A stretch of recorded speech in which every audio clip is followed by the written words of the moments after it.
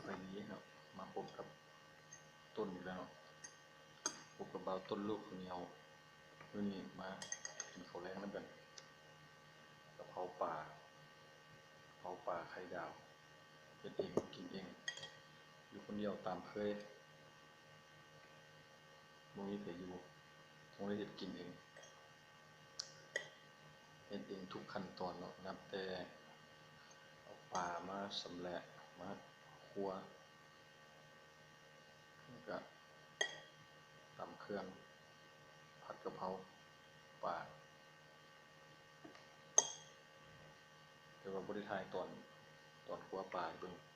เพราะว่ามันยาวก็เลยบ่ได้ถ่ายมากินเลยบ่เว้าหลายใหญ่ห้าง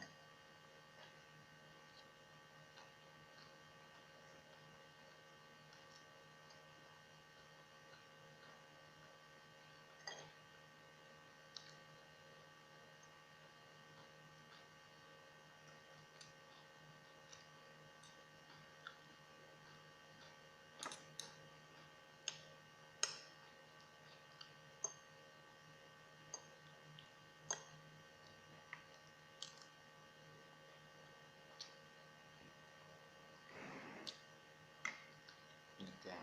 งผัก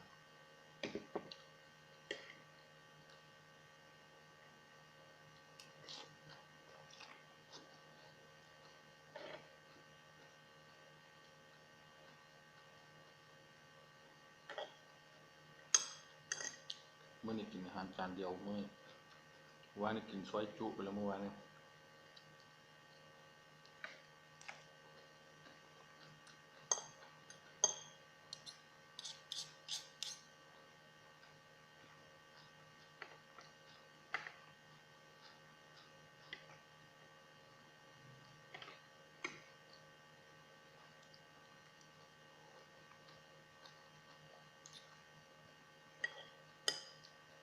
อยู่บ้านนั้นก็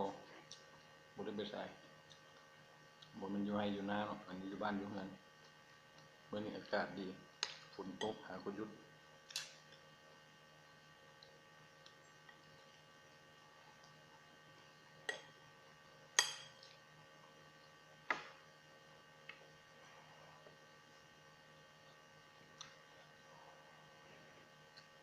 อยากให้มันแซ่บผัดกะเพรานี่ก็คือต้องเอาปลาไปทอดก่อนเนาะเอาเกลือหรือพริกไทยโรยหน่อยนึงแล้วก็ทอดแล้วก็เอาขึ้นมาพักไว้จากนั้นเราก็เอากระเทียมหมักเผ็ดดิบเนาะแล้วก็พริกไทยดำมาตำรวมกันแล้วไปผัด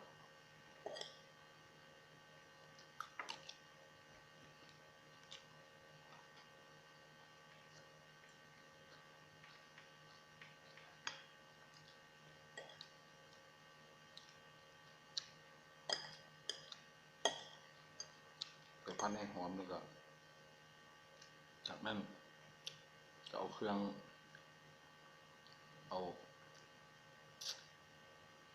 หัวหอมใหญ่เนาะที่หัวผักบัวใหญ่ที่เขาเตรียมไว้เอาลงไปผัดแล้วแต่ผู้มักเนาะผู้อื่นใส่มะทั่วอย่างเงี้ยก็สุดแล้วแต่เนาะ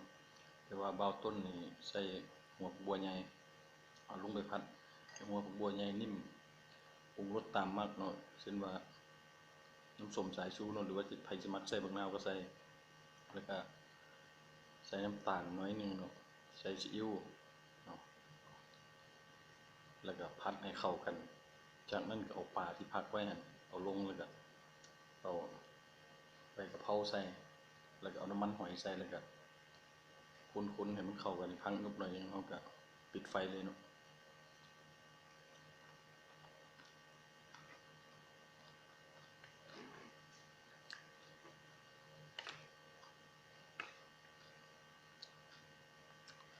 มักเผ็ดนี่ใส่ตามมักลงไปมักเผ็ดหลายก็ใส่หลายลองเอาสูตรเบาต้นไปใส่เบิ่งเนาะแล้วจะรู้ว่ารสชาติของผัดกะเพราเนี่ยมันสิแซ่บ